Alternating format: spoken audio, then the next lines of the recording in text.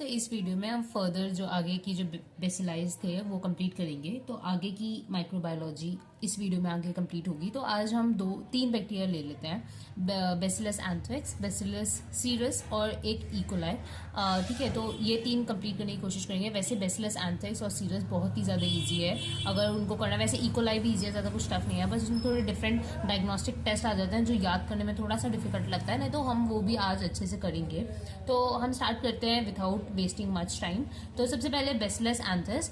तो बेसिलस दो टाइप के होते हैं, जैसे मैंने यहाँ लिखा है एरोबिक और एनारोबिक। एरोबिक बेसिलस में हम एंथ्रेक्स और सीरस पढ़ेंगे और एनारोबिक में क्लोस्ट्रीडियम टेटनाई पढ़ते हैं मेनली, जो कि हम फर्दर आगे की वीडियोस में कर लेंगे कंप्लीट। ठीक है, तो सबसे पहले देखते हैं बेसिलस एंथ्रेक्स। जैसे आपने सुना भी होगा एंथ्रेक्स डिजीज और बहुत ज्यादा काउस केटल्स में बहुत ज्यादा फेमस और बहुत ज्यादा प्रोमिनेंटली सुनी जाती है। तो ये डिजीज वहीं से आई है। ठीक है, तो सबसे पहले बेसिलस एंथ्रेक्स की मॉर्फोलॉजी देख लेते हैं। ये जो बेसिलस होता है ये नॉन एसिड फास्ट होता है। ठीक है, नॉन एसिड फास्ट मतलब ठीक है एसिड फास्ट स्टेन नहीं लेगा, जेडन स्टेन नहीं लेगा, नॉन मोटाइल होता है, नॉन हीमोलिटिक होता है, ग्राम पॉजिटिव होता है, ग्राम वेरिएबल भी हो सकता है क्योंकि फ्रैंकली स्टेन करता है, मतलब इसको ग्राम पॉजिटिव में ही डालते हैं पर ये वैसे फ्रैंकली स्टेन करता है। ठीक है, फिर ये एरोबिक होता है, स्पोरोजीनस होता है, मतलब स्पोर बनाएगा, नॉन बल्जिंग ओवल स्पोर्स। ठीक है, अब जो बेसिलस एंथ्रेक्स होता है वो दो टाइप के हो सकते हैं, मतलब दो टाइप के डिजीज कॉज करते हैं, या तो एनिमल एंथ्रेक्स या तो ह्यूमन एंथ्रेक्स। एनिमल एंथ्रेक्स में क्या होता है, जब वो एनिमल के अंदर जाता है तो वो सेप्टिसीमिया, मेनिंजाइटिस कॉज कर सकता है ह्यूमन लाइफ। और इसके अलावा ये जो होता है ऐसे एनिमल्स के माउथ और नोज और रेक्टम से ये जो होता है शेड होते रहते हैं बेसिलस। ठीक है, तो shed from mouth, nose and rectum from infected animal. Human anthrax में क्या होता है, ह्यूमन एंथ्रेक्स में क्यूटेनियस, पल्मोनरी और इंटेस्टाइनल, ये तीन टाइप के डिजीज कॉज होते हैं हमारे अंदर। ठीक है, क्यूटेनियस को हाइट स्पॉटर्स डिजीज भी कहते हैं, पल्मोनरी को वुल सॉटर्स डिजीज भी कहते हैं, और एक इंटेस्टाइनल एंथ्रेक्स होता है। ठीक है, तो अब हम देखते हैं जैसे अब कोई है जिसको किसी एनिमल को कैटल है उसको एंथ्रेक्स हुआ, उनके माउथ, नोज, रेक्टम में से शेड हो रहा है। ठीक है, तो जो आसपास जो ऑर्गेनिज्म जैसे हम लोग ह्यूमंस है अगर वहां होंगे तो हमें ह्यूमन एंथ्रेक्स हो जाएगा, और वो इन तीनों में से किसी भी फॉर्म का हो सकता है। तो अब हम देख लेते हैं ये तीनों डिजीज में क्या पेक्युलरिटीज है। ठीक है, तो सबसे पहले क्यूटेनियस एंथ्रेक्स। ठीक है, तो क्यूटेनियस एंथ्रेक्स जो होता है, जब जो ये एंथ्रेक्स बेसिला है इसकी जो एंट्री हुई है वो थ्रू स्किन हुई है। ठीक है, तो इसमें क्या होता है, जब स्किन के थ्रू होती है तो ये जो होता है बिगिन होता है ये जो डिजीज है एज पैप्यूल, जो कि पेनलेस होता है, पेनलेस वेसिकल होता है। ठीक है, उसके बाद वो टर्न हो जाता है coal black necrotic eschar surrounded by non pitting indurated oedema. ठीक है, तो इसमें जितने भी वर्ड्स मैंने लिखे हैं और बोले हैं वो बहुत इंपॉर्टेंट है, क्योंकि वो बिल्कुल ना लाइक अगर ऐसा पेप्यूल ये वेसिकल बना है तो इसके आसपास बहुत ज्यादा इंड्योरेटिंग सरफेस बन जाएगा और इडीमा हो जाएगा, जो कि नॉन पिटिंग एडीमा होगा, और इसके अंदर भी नेक्रोटिक मतलब ब्लैकिश लगेगा ये। ठीक है, तो कोल ब्लैक नेक्रोटिक स्चार। ठीक है, और ये जो लीजन होता है, lesion is known as malignant pustule. ठीक है, ये जो लीजन होता है ना उसको मेलिग्नेंट पॉस्ट्यूल कहते हैं। ऑल्दो इसमें कुछ मेलिग्नेंसी नहीं है, इसमें कुछ कैंसरस नहीं है, पर इसका नाम मेलिग्नेंट पॉस्ट्यूल रखा गया है। ठीक है, अब स्चार यहाँ मैंने वर्ड बोला, इसका मतलब क्या होता है, तो इसका मतलब होता है स्लाउज या piece of dead tissue that is cast off from surface of skin. ठीक है, अब देख लेते हैं, ये तो स्किन वाली डिजीज हुई जो बेसिलस एंथ्रेक्स अगर स्किन से एंटर करता है तो हमें क्या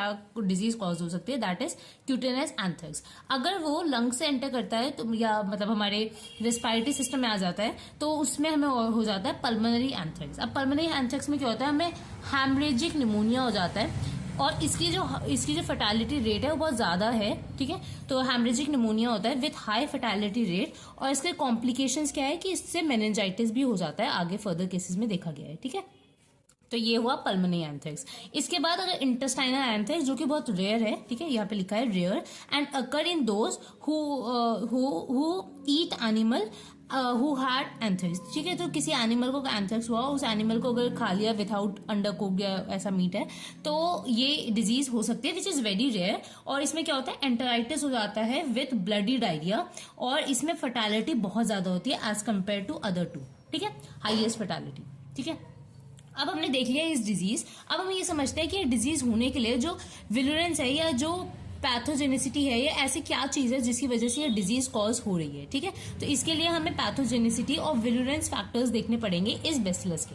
ठीक है, बेसिलस है इसके अंदर प्लाज्मिड होता है, ठीक है, PXO1, जो कैरी करता है एक जीन जो कि कोड करता है 3 चीजों के लिए। प्रोटेक्टिव एंटीजन PA कहते हैं, एडिमा फैक्टर EF कहते हैं, और लीथल फैक्टर LF, ठीक है। तो एक जीन है जो कोड करता है 3 प्रोटीन के लिए, और ये 3 प्रोटीन जो होता है ना वो कंबाइन होकर 2 टॉक्सिन बनाते हैं। अगर PA that is protective antigen और EF that is oedema factor मिल जाए तो उसको एडिमा टॉक्सिन कहेंगे, और वैसे ही अगर प्रोटेक्टिव एंटीजन और लीथल फैक्टर मिल जाए तो उसको लीथल टॉक्सिन कहेंगे। और ये दोनों टॉक्सिन ही हमारे बॉडी में ये डिजीज कॉज करने के लिए होते हैं, ठीक है। अब कैप्सूल भी जो होता है इसका वो भी विरुलेंट होता है, ठीक है, क्योंकि कैप्सूल जो होता है उसके अंदर पॉलीपेप्टाइड होता है और वो फैगोसाइटोसिस को इनहिबिट करता है। तो आपको पता होगा हमारी बॉडी में कोई अगर बैक्टीरिया कोई भी चीज आ रही है तो उसको बॉडी फैगोसाइटोस करके खत्म करने की कोशिश करती है, पर ये कैप्सूल की वजह से ये फैगोसाइटोसिस को इनहिबिट करता है, ठीक है। अब जो कैप्सूल होता है वो भी जो होता है, जैसे PXO1 हमें एक प्लाज्मिड जीन देखा, वैसे एक PXO2 होता है, उसमें वो जो होता है वो कोड करते हैं for cap A, cap B और कैप C प्रोटीन के लिए, ठीक है। तो ये हुआ। अब देख लेते हैं कल्चर कैरेक्टरिस्टिक, ठीक है। तो आपको पता है हम कोई भी बैक्टीरिया पढ़ते हैं उसके कल्चर्स हमें याद अच्छे से ही करने हैं, ठीक है, क्योंकि उसी से मेन मतलब पता चलता है कि आपको बैक्टीरिया आता भी है या नहीं, ठीक है। तो ये याद करने वाली है, प्योर याद करने वाली चीजें हैं। तो फिर भी हम देख लेते हैं कल्चर कैरेक्टरिस्टिक क्या है। In culture bacilli arranged in long chain giving bamboo stick appearance, ठीक है। तो ये ना बिल्कुल लॉन्ग ऐसे ना बिल्कुल ऐसे जब ग्रो होता है तो ये बिल्कुल बैम्बू स्टिक की तरह अपीयरेंस करते हैं, ठीक है, कल्चर प्लेट पे। इसके अलावा इसके हम देख लेते हैं जैसे अगार प्लेट एक होता है जिसमें ये मेड्यूसा हेड अपीयरेंस देते हैं, ठीक है। मेड्यूसा हेड आपको पता होगा ऐसा करके होता है ना, तो ये कुछ ऐसा अपीयरेंस इनका आ जाता है जब ये अगार प्लेट पे हम इनका कल्चर करते हैं, ठीक है। इरेगुलर राउंड कॉलोनीज और ग्रेइश व्हाइट कलर की होती है। जब हम जेलेटिन स्ट्रैप कल्चर करते हैं तो इन्वर्टेड फर ट्री अपीयरेंस आता है, ठीक है। इन्वर्टेड फर ट्री अपीयरेंस ऐसा कुछ होता है, तो इसमें ऐसा अपीयरेंस आता है इसका जब हम जेलेटिन स्वैप कल्चर करते हैं, ठीक है। इसके अलावा बेसिलस एंथ्रेक्स जो होता है is grown on surface of solid medium cells, और जब ये हम सॉलिड मीडिया पे ग्रो करते हैं तो वो लार्ज स्फेरिकल और occur in chains on the surface of agar looks like a string of pearls, ठीक है। जब हम सॉलिड मीडिया पे करते हैं तो ये पर्ल्स की तरह लगते हैं, ठीक है, कि स्ट्रिंग ऑफ पर्ल्स ऐसे रखे गए हैं, ठीक है। तो ऐसा हमें आपको पता होना चाहिए कि आपको किसमें क्या है, ठीक है। इसके अलावा इसका सिलेक्टिव मीडिया, आपको बस एक ही मीडिया याद करना है इसका, दैट इज पीलेट मीडियम, जिसका अगर आपको नाम याद है तो ठीक है। Polymyxin, lysozyme, ethylene diamine, tetra acetic acid and thallous acetate, ठीक है। तो ये मीडियम होता है इसका जो कि सिलेक्टिव मीडिया होता है, ठीक है। देखते हैं इसका लैब डायग्नोसिस। तो ऑब्वियसली माइक्रोस्कोपी हम करेंगे जिसमें अगर हमें ग्राम पॉजिटिव और बिल्कुल वैसी मॉर्फोलॉजी के बेसिलस मिले जो बेसिलस एंथ्रेक्स के होते हैं तो हम समझ जाएंगे जैसे स्पोरिंग है और ये सब, ठीक है। तो स्पोर और इस स्पोर को स्टेन करने के लिए हम मैलाचाइट ग्रीन डाई यूज करते हैं, ठीक है। इसके अलावा सुडान ब्लैक बी यूज किया जाता है फैट ग्लोब्यूल्स के लिए। पॉलीक्रोम मिथाइल ब्लू यूज किया जाता है, पर्पलिश मटेरियल देता है, ऑल्सो नोन एज मेफिडीन रिएक्शन, ठीक है। तो ये आपको याद करना है माइक्रोस्कोपी में। कल्चर में हम उसको आइसोलेट करते हैं न्यूट्रिएंट अगार पे, ब्लड अगार पे, जेलेटिन स्ट्रैप और सिलेक्टिव मीडियाज पे, ठीक है। सिलेक्टिव मीडिया हमने पीछे पढ़ा कौन सा होता है, पीलेट मीडियम, ठीक है। इसके अलावा इसके सीरोलॉजिकल डेमोन्स्ट्रेशंस करते हैं, एलिजा टेस्ट कर सकते हैं, PCR कर सकते हैं और मॉलिकुलर टाइपिंग करते हैं। तो इन वे से आप लैब में इसको डायग्नोस कर सकते हो, ठीक है। अब इसका प्रोफिलेक्सिस क्या है, मतलब प्रिवेंशन कैसे है। तो इसकी ना एक वैक्सीन आती है जिसको कहते हैं पैस्चर एंथ्रेक्स वैक्सीन, ठीक है। एंथ्रेक्स बेसिलस में दिए जाते हैं एटोनेटेड फॉर्म में, वीकेंड फॉर्म में, और जिसको ग्रो किया होता है 42 to 43 डिग्री सेल्सियस पे, ठीक है। इसके अलावा एक और वैक्सीन है Sterne vaccine which contain non capsulated avirulent mutant strain, ठीक है। इसके अलावा एक और वैक्सीन है मुजाची वैक्सीन, ठीक है, यहाँ पे लिखा है, ठीक है। इसके अंदर भी स्पोर्स होते हैं, स्टेबल एटोनेटेड कार्बोजो स्ट्रेन होता है इन 2% सैपोनिन, ठीक है। तो ये 3 टाइप के वैक्सीन होते हैं, इसमें से जो मेजरली आपको याद करना है वो फर्स्ट और सेकंड तो आपको याद होना ही चाहिए, ये अगर याद है तो ठीक है, ठीक है। तो ये इसका मतलब मेजरली इसका जो प्रोफिलेक्सिस है, प्रिवेंशन है, वो वैक्सीन से किया जाता है। बाकी हमें प्रॉपर हाइजीन मेंटेन करना और जो जैसे जो कैटल्स है जिनको एंथ्रेक्स हो गया उनको आइसोलेट करके उनका ट्रीटमेंट करना, ये सब हम प्रोफिलेक्सिस में लिख सकते हैं, ठीक है। तो इसी के साथ हमारा बेसिलस एंथ्रेक्स कंप्लीट हो गया। अब हम देख लेते हैं बेसिलस सीरस, ठीक है। तो बेसिलस सीरस जो होता है ये भी एक एरोबिक बैक्टीरिया है, ठीक है। ग्राम पॉजिटिव रॉड बेसिलाई होता है, स्पोर फॉर्मिंग होता है सिमिलरली टू बेसिलस एंथ्रेक्स, और ये भी मोटाइल होता है, ठीक है। अगर आपको याद होगा कि वो क्या थे, बेसिलस एंथ्रेक्स दिए थे वो नॉन मोटाइल थे, पर दोनों ही स्पोर फॉर्मिंग है, दोनों ही ग्राम पॉजिटिव है, वो थोड़ा फ्रैंकली मतलब कहते हैं फेंटली था, ठीक है। और इसके अलावा ये नॉन कैप्सुलेटेड होता है, उसमें कैप्सूल था, आपको याद होगा क्योंकि वो विरुलेंट फैक्टर उसी से आ रहा था। इसके अलावा not react with anthrax fluorescent antibody conjugate test, ठीक है। ये इसका डिफरेंस है कि अगर हमें डिफरेंशिएट करना है एंथ्रेक्स और सीरस को, तो हम उसको ना रिएक्ट करवाते हैं एंथ्रेक्स फ्लोरेसेंट एंटीबॉडी कॉन्जुगेट के साथ। अगर रिएक्ट किया तो बेसिलस एंथ्रेक्स है, अगर नहीं किया तो सीरस है, ठीक है। इसके अलावा डिजीज क्या कॉज करता है, फूड पॉइजनिंग और गैस्ट्रोएंटेराइटिस, ठीक है। और ये फर्मेंट करता है glucose but can not ferment mannitol, ठीक है। अब हमने ये देख लिया, अब देखते हैं बेसिलस सीरस में ऐसे कौन से टॉक्सिन है जिसकी वजह से फूड पॉइजनिंग हो रही है। तो मेजरली ना इसमें दो टाइप के टॉक्सिन होता है जो हम आगे देखेंगे, हीट स्टेबल और हीट एबाइल। एक जो होता है एमेटिक फॉर्म होता है, और एक मतलब वही एक जो होगा वॉमिटिंग ज्यादा कॉज करवाएगा, और दूसरा जो होता है डायरियल फॉर्म होता है जो डायरिया ज्यादा कॉज करवाता है, ठीक है। तो अब हम उन दोनों के बारे में डिटेल में पढ़ते हैं, जिससे हमें समझ आएगा कि क्या क्यों इस टाइप की डिजीज कॉज कर रहा है, ठीक है। तो जैसा मैंने बताया टॉक्सिन्स में दो टाइप के होते हैं, हीट स्टेबल और हीट एबाइल। हीट स्टेबल रेजिस्टेंस होता है टू हीट एंड प्रोटियोलाइसिस, ठीक है। मतलब इसमें अगर आप हीट डालोगे तो ये डिस्ट्रॉय नहीं होगा, और प्रोटियोलाइसिस से भी डिस्ट्रॉय नहीं होगा, ठीक है। इसके अलावा हीट लेबाइल वाले जो होते हैं वो सिमिलर होते हैं to enterotoxin of Clostridium perfringens, E coli और विब्रो कॉलरा, ठीक है। तो आपने ये दोनों तो नहीं पढ़े होंगे क्योंकि मैंने अभी तक नहीं करवाया, पर आपने विब्रो कॉलरा वाला पढ़ा होगा। उसमें अगर आपको याद होगा तो उसमें ऐसे दो पार्ट होते थे, ए और बी वाले, ठीक है। तो ये उसी की बात की गई है कि जो एंटेरोटॉक्सिन जो होता है विब्रो कॉलरा का, उससे बहुत सिमिलर होता है, ठीक है। और ये हीट लेबाइल होता है, ठीक है। अब जो हीट स्टेबल टॉक्सिन होता है वो एमेटिक फॉर्म का होता है, मतलब ये एमएसएस इंड्यूस कर रहा है। एमएसएस का मतलब क्या होता है, वॉमिटिंग। यहाँ पे जो हीट लेबाइल वाला है वो डायरियल फॉर्म है, तो वो डायरिया इंड्यूस करवाता है। यहाँ पे इंक्यूबेशन पीरियड होता है बिलो 6 आवर्स, यहाँ पे इंक्यूबेशन पीरियड होता है मोर देन 6 आवर्स, 8 से 16 घंटे होता है, ठीक है। यहाँ पे सिम्टम्स क्या आएंगे, वॉमिटिंग, नोजिया और क्रैम्पिंग, ठीक है। नोजिया और क्रैम्पिंग दोनों में सिमिलर रहेंगी, और जो मेजर है वो आप पहले लिखो, जैसे वॉमिटिंग, इसमें डायरिया, नोजिया, क्रैम्पिंग, ठीक है। अब ये क्यों होता है, ठीक है। तो ये मतलब ठीक है कैसे होता है, तो जैसे कंजम्पशन ऑफ कुक्ड राइस, अगर जैसे क्योंकि ये हीट स्टेबल है, तो अगर हमने चावल पका भी दिए, कुक्ड राइस भी दिया, उसमें भी अगर उसमें भी ये हीट स्टेबल टॉक्सिन मिल सकते हैं अगर उसके अंदर बेसिलस सीरस प्रेजेंट था तो, ठीक है। तो क्या होता है, consumption of cooked rice, fried rice, generally Chinese restaurant में ऐसा होता था, इसलिए इसको चाइनीज कुछ डिजीज भी कहते थे, ठीक है। तो ये इसलिए फ्राइड राइस में होता है, ठीक है। इसके अलावा इसका नेचर क्या होता है, माइल्ड होता है और सेल्फ लिमिटिंग होता है, और इसमें बेसिलस कौन कौन से इन्वॉल्व होता है, 1, 3 और 5 सीरोटाइप वाले, ठीक है। सिमिलरली यहाँ पे ये हीट लेबाइल है, तो इसमें कौन से फूड सोर्सेज होंगे, मीट और वेजिटेबल्स, और ये भी जो इसका भी नेचर होता है वो माइल्ड और सेल्फ लिमिटिंग होता है। और इसमें बेसिलस इसके अलावा कौन कौन से, मतलब इसके अलावा जो बचे 2, 6, 8, 9, 10 और 12 सीरोटाइप्स होते हैं, ठीक है। अब इसका डायग्नोस कैसे करते हैं, तो डायग्नोसिस के लिए आप देख सकते हो एक mannitol egg yolk phenol red polymyxin agar होता है, ठीक है। इसके मीडियम होता है, is useful in isolation of Bacillus cereus from faeces, ठीक है। तो आपको ये याद रखना है, mannitol egg yolk phenol red polymyxin agar, ये यूज किया जाता है बेसिलस सीरस को उसके फीसेस से आइसोलेट करने के लिए, ठीक है। साथ मेजर जो बेसिलस सीरस और बेसिलस एंथ्रेक्स का था वो हमने कंप्लीट कर लिया। अब हम करते हैं इकोलाई, और मैं इकोलाई इसलिए करवाई क्योंकि आप देख सकते हैं दोनों ही जैसे बेसिलस एंथ्रेक्स का तो क्यूटेनियस और पल्मोनरी भी था इन्वॉल्वमेंट, पर ये वाला और उसका इंटेस्टाइनल ज्यादा है, और जैसे गैस्ट्रोएंटेराइटिस ऐसी चीजें, डायरिया, वॉमिटिंग हमने ज्यादा पढ़ी, और इकोलाई भी रिलेटेड ऐसी चीजों के लिए होता है, तो इसलिए मतलब ऐसी डिजीज कॉज करता है, इसलिए मैंने सोचा इकोलाई भी हम यही कर लेते हैं जिससे आपको कोई कंफ्यूजन ना हो, ठीक है। तो हम देख रहे हैं इकोलाई, और अगर आपको याद होगा तो ये बिलोंग करता है एंटेरोबैक्टीरियेसी फैमिली से, ठीक है। ये इसकी मैंने क्लासिफिकेशन आपको जब जिस वीडियो में मैंने सैल्मोनेला टाइफी कराया था उसमें बताया था।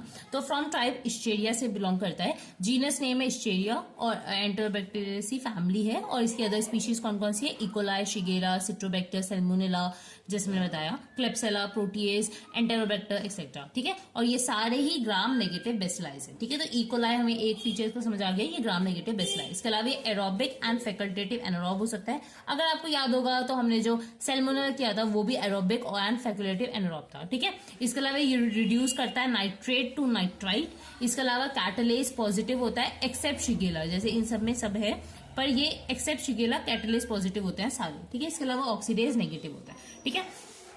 अब देख लेते हैं इकोलाई बेसिलस को, ठीक है। तो इकोलाई जो बेसिलस है ये पैरासिटिक होता है, parasite living only in human and animal intestine, voided in faeces, it remain viable in environment only for few days, ठीक है। Detection of E coli in drinking water therefore is taken as an evidence of recent pollution by human और animal faeces, ठीक है। तो इन्होंने बोला है कि ये जो है हमारी बॉडी में प्रेजेंट होता है और ये फीसेस में वॉइड भी होता रहता है। तो अगर कहीं पे अगर आपको इकोलाई मिलते हैं वाटर में, तो आप समझ सकते हो कि वहां पे रीसेंट इन्फेक्शन या रीसेंट पॉल्यूशन हुआ है ह्यूमन और एनिमल फीसेस का, ठीक है। अब मॉर्फोलॉजी देख लेते हैं। सबसे पहले आपको यहाँ पे क्या दिख रहा है, ये आपको यहाँ पे बहुत सारे फ्लैजुला दिख रहे हैं, ठीक है। तो इसकी वजह से हमें क्या समझ आ रहा है कि ये पेलीट्राइकस फ्लैजुला है, पूरे बॉडी के अराउंड इसके फ्लैजुला है और इसकी वजह से मोटाइल होगा। इसके अलावा ये फर्स्ट डिस्क्राइब बाय इशरिश इन 1885। ये gram negative straight rod arranged होते हैं इन सिंगल और पेयर, थर्मोटॉलरेंट बैक्टीरिया होते हैं, सर्वाइव टिल 44 डिग्री सेल्सियस, ठीक है। अब इसका विरुलेंस फैक्टर देखते हैं, क्योंकि इसका विरुलेंस फैक्टर बहुत अच्छे से समझने की जरूरी है, क्योंकि ये सिर्फ एक डिजीज कॉज नहीं करते। जैसे हमने सुना होगा, सबको पता होगा ये डायरिया कॉज करता है इकोलाई, ठीक है, ये बहुत कॉमन है। लेकिन इसके अलावा भी बहुत सारे डिजीज कॉज करता है। यूटीआई जो होते हैं बहुत सारे कॉमनली, वो इकोलाई की वजह से ही होते हैं, ठीक है। तो इसलिए हमें ये इसके विरुलेंस फैक्टर समझने की बहुत जरूरी है, ठीक है। अब सबसे पहले देखो, इसमें सरफेस एंटीजन होते हैं और टॉक्सिन्स होते हैं, ठीक है। जैसे आपको पता है कि सरफेस एंटीजन कौन कौन से होता है, जैसे अगर आपको याद आ रहा होगा जब हमने सैल्मोनेला टाइफी किया था, तो उसमें भी हमने 3 टाइप के उसके एंटीजन देखे थे। एक सोमैटिक एंटीजन देखा था, एक फ्लैजुलर एंटीजन देखा था और एक सरफेस एंटीजन V1 देखा था। सिमिलरली यहाँ पे भी होते हैं, पर यहाँ पे 4 होते हैं।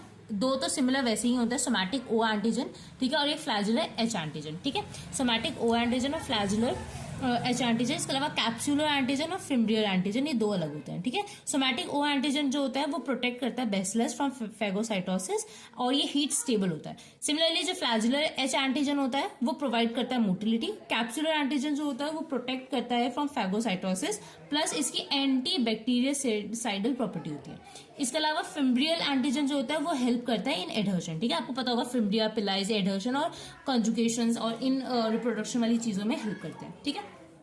इसके अलावा इसमें टॉक्सिन्स क्या होते हैं, तो इसके 3 टॉक्सिन होते हैं और इसके टॉक्सिन के नाम से ही समझ आ रहा होगा कि क्या करने वाले हैं। एंटेरोटॉक्सिन एंटेरो इंटेस्टाइन से आ रहा है, तो एंटेरोटॉक्सिन जो होता है वो कॉज करता है डायरिया, और इसके एग्जाम्पल क्या है, हीट लेबाइल टॉक्सिन और वेरोटॉक्सिन्स, ठीक है। इसके अलावा हीमोलाइसिन होता है, ये ब्लड पे कुछ काम करेगा, ठीक है, हीमोलाइसिस करेगा ब्लड का। इसके अलावा नीचे जो लास्ट टॉक्सिन है उसका नाम है साइटोटॉक्सिक नेक्रोटाइजिंग फैक्टर, ठीक है। ये जो होता है साइटोटॉक्सिक होता है to bladder and kidney cells, ठीक है, मतलब ये ब्लैडर किडनी सेल्स को डिस्ट्रॉय करता है, ठीक है, ये वाला टॉक्सिन, ठीक है। अब हम सबको अच्छे से करते हैं कि ये कौन सी डिजीज कॉज कर रहा है। मेनली हम डायरिया और यूटीआईज को बहुत डिटेल में करने वाले हैं, ठीक है। तो एंटेरोटॉक्सिन जो होता है वो प्रोड्यूस करता है डायरिया। इसमें ये 2 टाइप के होते हैं, हीट लेबाइल टॉक्सिन और हीट स्टेबल टॉक्सिन। जैसे हम पीछे भी पढ़ के आए हैं, उसमें भी हीट लेबाइल और हीट स्टेबल टॉक्सिन किया था, वैसे एंटेरोटॉक्सिन भी 2 टाइप का होता है, हीट लेबाइल और हीट स्टेबल। ये क्या प्रोड्यूस करता है, डायरिया। और डायरिया भी 2 टाइप के होता है, वाटरी डायरिया भी हो सकता है, ब्लडी डायरिया भी हो सकता है, ठीक है। और मेनली ना जो डिजीज है जो डायरिया कॉज करता है ना, उसको ट्रैवलर्स डायरिया भी कहते हैं। ऐसा क्यों कहते हैं, क्योंकि ना जनरली ये एंडेमिक एरियाज में होता है, ठीक है। तो जो पर्सन है जो बहुत ज्यादा डेवलप्ड कंट्री से कोई एंडेमिक एरिया में आता है जहां पे इतनी हाइजीन नहीं है, तो वहां पे उसको ये इन्फेक्शन हो जाता है। तो ये जनरली ट्रैवलर्स में देखा जाता है, तो इसलिए ट्रैवलर्स डायरिया भी इसको कहते हैं, ठीक है। अब डायरिया देख लेते हैं सबसे पहले। तो it is first isolated the bacillus from faeces of infants with enteritis, ठीक है। तो सबसे पहले ये जो डायरिया था वो एक बच्चे में देखा गया था, इन्फेंट में, जिसको एंटेराइटिस था। इसके अलावा 5 different type of diarrheagenic E coli they are. तो इकोलाई के ना 5 टाइप्स होते हैं, ठीक है, जो 5 टाइप के डायरिया कॉज करता है। एंटेरोपैथोजेनिक, एंटेरोटॉक्सिकोजेनिक, एंटेरो इन्वेसिव, एंटेरो हेमरोजेनिक और एंटेरो एग्रीगेटिव, ठीक है। तो आपको दिखने में समझ आ रहा होगा कि जो एंटेरोपैथोजेनेटिक टाइप होगा, एंटेरोटॉक्सिजेनिक टाइप होगा और एंटेरो एग्रीगेटिव टाइप होगा, ये तीनों जो होते हैं वो वाटरी डायरिया कॉज करता है। सिमिलरली लेकिन एंटेरो इन्वेसिव और एंटेरो हेमरेजिक जो होते हैं वो ब्लडी डायरिया कॉज करते हैं, ठीक है। अब देखो मैकेनिज्म सबसे पहले वाटरी डायरिया का पढ़ते हैं, ठीक है। तो वाटरी डायरिया समझने के लिए ये पूरा आपको ये चीज समझनी पड़ेगी। मैंने बहुत छोटा बनाया तो मैं थोड़ा सा जूम कर देती हूँ आप लोगों को समझाने के लिए, ठीक है। तो आप देख सकते हो यहाँ पे जो है ना ये इंटेस्टाइनल एक लूमन बनाया है, ठीक है, और ये इसके साथ एक एंटेरोसाइट है, ठीक है, 1 मिनट, यस, ठीक है। तो अब देखो ये है हमारा इकोलाई, इसने टॉक्सिन निकाला, दैट इज एंटेरोटॉक्सिन। वो क्या हुआ, वो हमारे एंटरोसाइट में घुस गए, जिसकी वजह से क्या हुआ, एडीपी प्लस राइबोज हुआ। एडीपी और राइबोज मतलब उन दोनों का रिएक्शन हुआ, जिसको कहते हैं एडीपी राइबोसाइलेशन।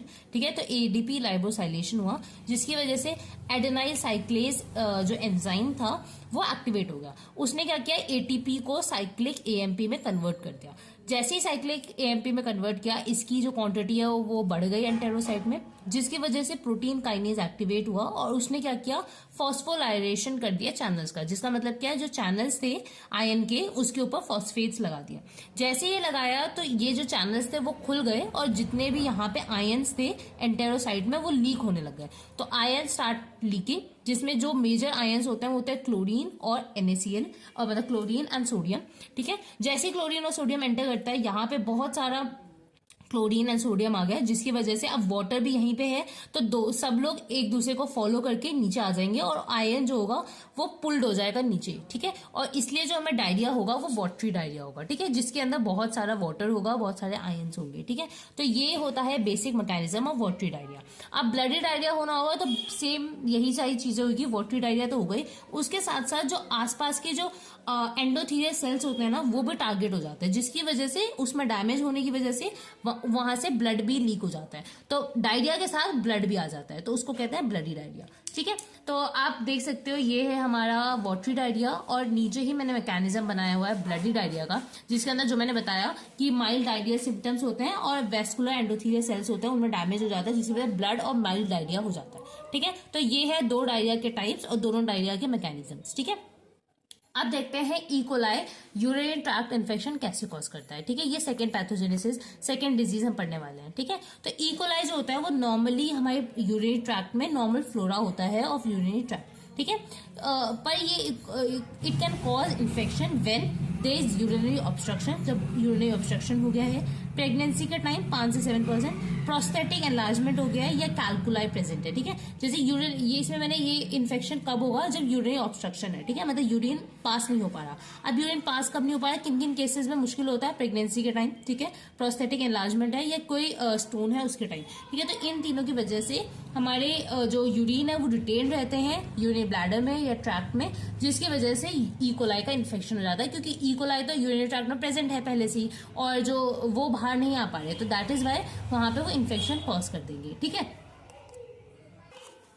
अब इन्फेक्शन ऑफ जो लोअर यूरिनरी ट्रैक्ट जो होता है वो इज असेंडिंग टाइम। इसका मतलब क्या है कि अगर नीचे हमारे उसमें हुआ है, क्या कहते हैं, हमारे नीचे यूरेटर्स और यूरिनरी ब्लैडर यूरिथ्मा में हुआ है, तो वो कभी कभार असेंड कर जाता है अपवर्ड्स। ठीक है, और असेंड करके वो किडनी और में भी इन्फेक्शन कॉज कर सकता है। ठीक है, तो जो लोअर यूरिनरी ट्रैक्ट इन्फेक्शन होता है वो कभी कभार अपर यूरिनरी ट्रैक्ट इन्फेक्शन भी कॉज कर देता है। ठीक है, तो स्ट्रेन्स कैरिंग के antigen are most commonly responsible for pyelonephritis. जैसे मैंने बताया, वो किडनी को अफेक्ट करने लगेगा, जिसकी वजह से पाइलोनेफ्राइटिस हो जाएगा। पाइलोनेफ्राइटिस मतलब, पाइलो मतलब होता है ट्यूबुलर, ठीक है, और नेफ्राइटिस मतलब किडनी, तो जो किडनी के ट्यूब्यूल्स होते हैं उनका इन्फ्लेमेशन स्टार्ट हो जाएगा। ठीक है, and other than that can cause cystitis. Cystitis भी हो सकता है, इसका मतलब ब्लैडर का इन्फ्लेमेशन। ठीक है, इसके अलावा the P strain is also uropathogenic. ठीक है, तो इसका जो पी स्ट्रेन होता है वो भी यूरोपैथोजेनिक होता है। ठीक है, अब स्क्रीनिंग टेस्ट क्या है यूटीआईज के लिए। ठीक है, तो ये बहुत ईजी है, जैसे आपने पीछे पढ़ा, वो नाइट्रेट टेस्ट पॉजिटिव दे सकता है। ठीक है, क्योंकि वो नाइट्रेट को नाइट्राइट में कन्वर्ट कर सकता है। तो इसका फर्स्ट टेस्ट इसी से रिलेटेड है, ग्रीस नाइट्राइट टेस्ट। इसमें क्या होता है, नॉर्मल यूरिन जो होता है उसमें नाइट्राइट प्रेजेंट होता है, लेकिन इन्फेक्शन हो गया है तो अब ये एब्सेंट हो जाएगा, क्योंकि If absent, it is confirmed that nitrite reducing bacillus infection is there. ठीक है, जैसे आपको पता है नाइट्रेट को रिड्यूस कर सकता है इकोलाई, तो अगर ये एब्सेंट है तो हम समझ जाएंगे कि इसको रिड्यूस करने वाला कोई बेसिलस का इन्फेक्शन हो रखा है बॉडी में। और इस टेस्ट को, इस चीज को डिटेक्ट करने के लिए एक टेस्ट किया जाता है जिसको कहते हैं ग्रीस नाइट्राइट टेस्ट। ठीक है, नेक्स्ट है कैटलेस टेस्ट। कैटलेस टेस्ट में क्या होता है, frothing and bubbles on the plate indicate bacterium. ठीक है, कैटलेस टेस्ट आपको पता होगा, H2O2 का हम करवाते हैं और उसमें बबलिंग होती है बिकॉज ऑफ O2। ठीक है, तो कैटलेस एंजाइम की वजह से O2 फॉर्म होता है, जिसकी वजह से बबलिंग हो जाती है। तो वही चीज अगर प्लेट पे दिखेगी तो हमें आइडेंटिफाई हो जाएगा कि हाँ ये इस यूरिन में बैक्टीरिया है। ठीक है, बैक्टीरिया है। ठीक है, इसके अलावा ट्राइफेनाइल टेट्राजोलियम क्लोराइड टेस्ट भी होता है। इसके अलावा माइक्रोस्कोपिक एग्जामिनेशन। ठीक है, अब क्लिनिकल फीचर्स क्या होते हैं, एक यूटीआई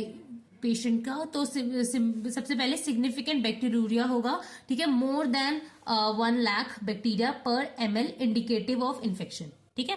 अब specimen a clear voided mid stream sample of urine is use, ठीक है। अगर 1 लाख से ज्यादा है, ठीक है, तो यूटीआई प्रेजेंट है, और अगर 10,000 से कम है तो ये सिर्फ कंटामिनेशन है, हो सकता है आते वक्त थोड़ा सा वॉइडिंग, क्योंकि मैंने बताया नॉर्मल फ्लोरा में प्रेजेंट होता है, तो हो सकता है वॉइडिंग करते वक्त थोड़ा सा अंडरलाइन कंटामिनेशन हो गया, ठीक है, तो there is no underline problem, ठीक है। इसके अलावा और अब हमने 2 पढ़ लिए, एक हमने पढ़ा यूटीआई, एक पढ़ा हमने डायरिया। अब दो तीन और हम डिजीज पढ़ लेते हैं इसके, जो कॉज हो सकता है इकोलाई की वजह से, ठीक है। तो पहला है पायोजेनिक इन्फेक्शन। तो पायोजेनिक मतलब पस फॉर्मिंग, तो ये पस फॉर्मिंग इन्फेक्शन भी कॉज करता है। तो E coli is most common cause for the intra abdominal infection such as peritonitis, abscess formations resulting from bowel content, ठीक है। इसके अलावा न्यूनेटल मेनिंजाइटिस भी कॉज करता है, और सेप्टिसीमिया कॉज कर सकता है, known as SIRS, that is systemic inflammatory response syndrome, ठीक है। तो ये 5 टाइप की हमने डिजीज पढ़ी जो इकोलाई कॉज कर सकता है, ठीक है। अब हमारा बस एक चीज छूट गया जो मुझे पहले ही आपको करवाना चाहिए था, कि क्या कल्चर मीडियाज है इसके, और किस पे हम इसकी ग्रोथ कर सकते हैं या नहीं कर सकते, तो वो एक बार देख लेता है, इसकी ग्रोथ होती कैसे है वो भी देख लेता है, ठीक है। तो कल्चर कैरेक्टरिस्टिक, तो सबसे पहले इसको हम ये जो है 44 डिग्री सेल्सियस से ज्यादा टेम्परेचर पे सर्वाइव नहीं कर सकता, इससे कम टेम्परेचर पे ही सर्वाइव कर सकता है, और ऑप्टिमम है 37 डिग्री सेल्सियस, ठीक है। इसके अलावा स्मूथ कॉलोनीज, इसके 2 टाइप की कॉलोनीज बन सकती है, स्मूथ भी रफ भी। स्मूथ कॉलोनीज जो होती है large thick greyish white moist smooth opaque और पार्शली ट्रांसलूसेंट डिस्क लाइक होती है। रफ कॉलोनीज कैसी होती है, irregular dull surface and auto agglutinable in saline, ठीक है। इसके अलावा कल्चर मीडियाज में कौन से कल्चर मीडिया में ग्रो कर सकते हैं, तो ब्लड अगार, मैककॉन्कीज मीडियम और इन न्यूट्रिएंट ब्रॉड्स में हम इनको कर सकते हैं। इसके अलावा growth on DCA deoxycholate agar और SSC which is use for Salmonella Shigella, तो इस पे हम इसकी ग्रोथ नहीं कर सकते। तो ये मैंने यहाँ इसलिए लिखा है, जैसा बता रही थी कि मैंने ये इसलिए लिखा है क्योंकि ये जो है ना डिफरेंशिएट करने में हेल्प करेगा सैल्मोनेला शिगेरा और इकोलाई को, ठीक है, क्योंकि ये सारी एक ही टाइप के हैं, तो सिमिलर है बहुत ज्यादा इनकी कैरेक्टरिस्टिक, तो इसलिए मैंने यहाँ पे लिख दिया। जैसे आपको याद होगा डिऑक्सीकोलेट अगर हमने सैल्मोनेला में भी पढ़ा है, ठीक है, तो ये चीजें मैं यहाँ पे आपको कंफर्म करवा रही हूँ, ठीक है। तो यहाँ तक हमारा हो गया है, और आई थिंक अब वीडियो ज्यादा बड़ी हो रही है, तो हम आगे जैसे शिगेला, हीमोफिलस, हेलिकोबैक्टीरिया पाइलोरी, ये सारे आगे की वीडियोज में कंप्लीट करेंगे। So thank you guys for understanding the video, और आगे हमारा बहुत कुछ अभी बच रहा है, Mycobacterium TB, leprae, Haemophilus influenzae, Helicobacter, syphilis वाले जो है कौन सा है, टेप्टोनम पैलिडियम, बहुत सारे हमें बच रहे हैं, मतलब 4-5 तो बच ही रहे होंगे, तो वो भी हम आगे की क्लासेस में कंप्लीट कर लेंगे ऐसे ही। तो अगर आपको कुछ भी डाउट आ रहा है तो please let me know in the comment section कि आपको क्या डाउट आ रहा है, कुछ चेंजेस करने की जरूरत है या नहीं, और अगर आपको किसी और सब्जेक्ट पे कोई वीडियो चाहिए तो वो भी आप मुझे बता सकते हो, लाइक पैथोलॉजी, बैक्टीरियोलॉजी, पैरासाइटोलॉजी या ऑर्गेनॉन या MM, कोई भी ड्रग्स आपको पढ़नी है वो भी आप कमेंट सेक्शन में बता सकते हो। तो that's it for the video, bye guys.